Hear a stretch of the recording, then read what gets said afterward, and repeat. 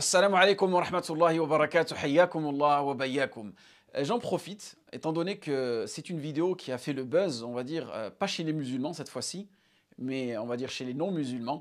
C'est, on va dire, on voit un moine, d'accord? Un moine tibétain, d'accord? Ils appellent ça comment?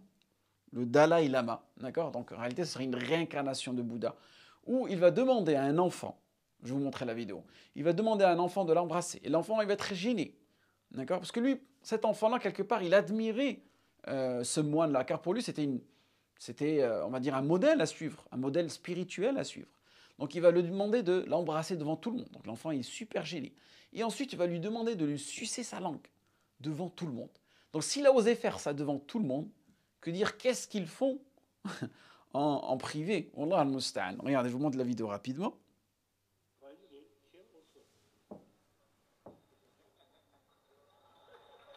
Vous voyez, on voit l'enfant, il est super gêné. Et là, il ne va pas s'arrêter qu'à cela. Voyez. Regardez ce qu'il va lui demander aussi.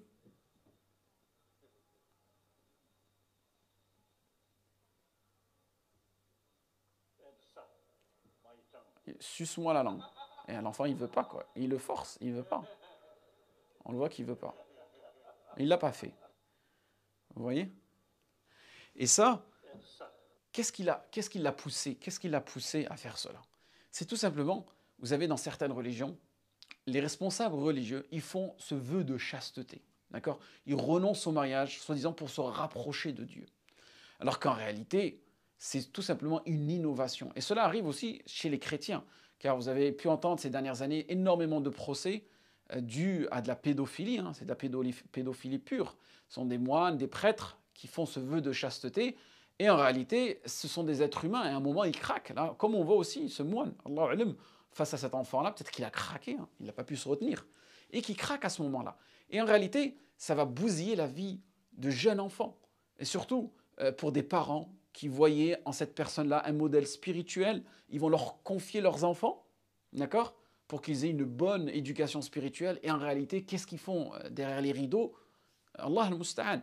Donc là, on voit, subhanallah, que il ne faut pas exagérer. Allah subhanahu wa ta'ala dit plusieurs fois dans le Coran, Ya ahl al-kitab, la taghlu fi dinikum. Oh les gens du livre, n'exagérez pas dans votre religion. Car ils ont exagéré dans Isa alayhi salam. Ils lui ont donné cet aspect divin, alors que ce n'est qu'un messager, ce n'est qu'un prophète. Ensuite aussi, Allah subhanahu wa ta'ala dit Rahbaniya ibtada'uha ma katabnaha alayhim. Ce monachisme qu'ils inventèrent.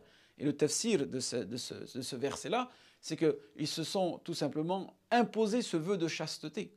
Alors qu'en réalité, Allah subhanahu wa ta'ala ne leur a jamais demandé ça. En réalité, Allah subhanahu wa ta'ala a demandé de rechercher l'agrément d'Allah subhanahu wa ta'ala.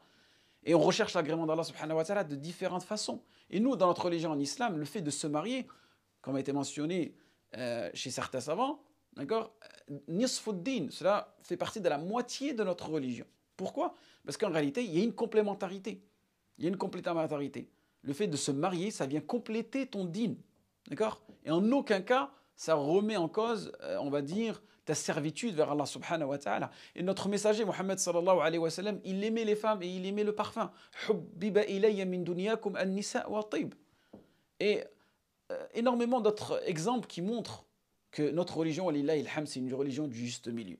Donc faire ce vœu de chasteté pour à la fin tomber dans de la pédophilie, ça prouve que quoi? L'innovation, la bid'a, c'est un égarement.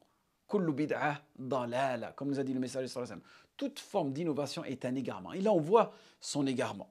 Donc c'est pour cela que, subhanallah, il faut rester dans cet équilibre religieux, ni être rigoriste, ni être laxiste, et essayer toujours de cheminer vers la voie d'Allah subhanahu wa ta'ala de la meilleure des façons, en espérant que ce rappel ait été bénéfique pour vous et moi. Assalamu alaikum wa rahmatullahi.